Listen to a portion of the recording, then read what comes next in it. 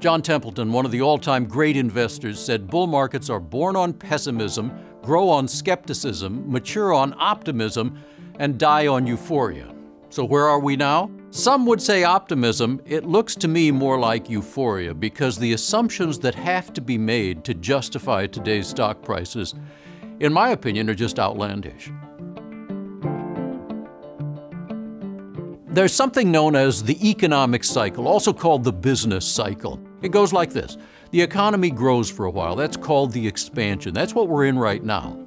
Eventually, the expansion ends, and instead of growing, the economy turns down and starts shrinking. That's a recession. The recession eventually ends, and the economy returns to growing.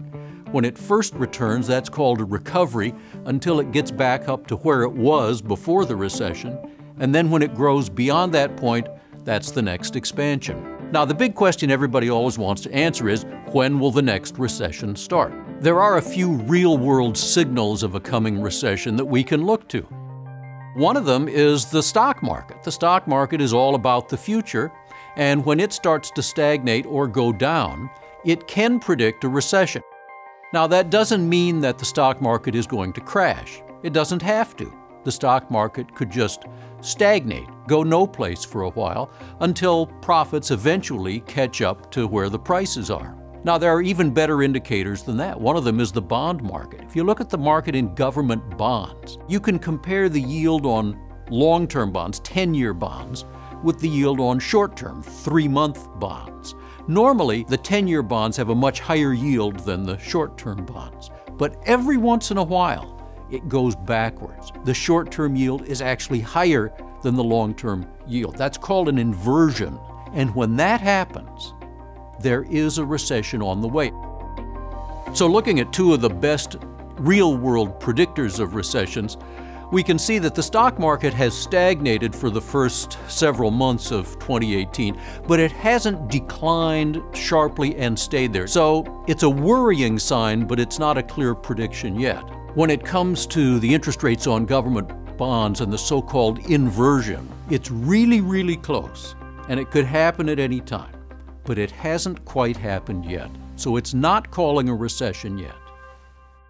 A lot of people think it sounds strange even to be talking about recessions now because, after all, the economy's growing strongly. Why would we even be thinking about recessions? Well, it is indeed growing strongly, and one of the main reasons is it's had a strong dose of stimulus from Washington, a big tax cut and a big increase in spending. Some people might think all this stimulus is a good thing because it's helping the economy grow even faster.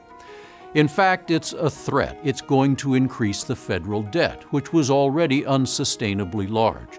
In fact, as a result of this stimulus, the federal debt in 10 or 15 years will be $33 trillion, $7 trillion more than it would have been without the stimulus.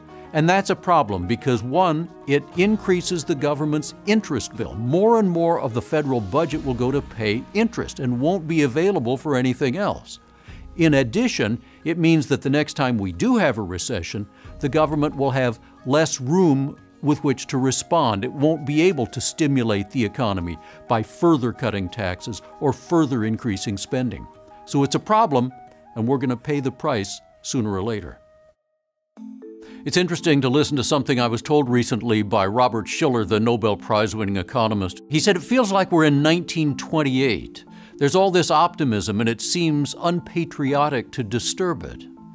Well, he's talking about confidence, the idea that the market stays strong because everybody believes it's strong, and nobody wants to disturb it. But the fact is, once people start doubting it, is when a market starts to go down. And if it's being held up by confidence only, then it's just a matter of time before that comes to an end. The economy's big and complex, and trying to predict it with any precision is extremely difficult and often wrong. But here's what we do know. There is an economic cycle. We are late in the expansion phase of that cycle. All the signs are clear. Now, that doesn't mean the recession starts tomorrow. In fact, with the stimulus that we have in place now, the economy could continue growing well through 2018 and quite a ways into 2019. But we know for sure that recessions come, and the next recession is out there probably sooner than we think. And so the message really for all of us now is just be prepared.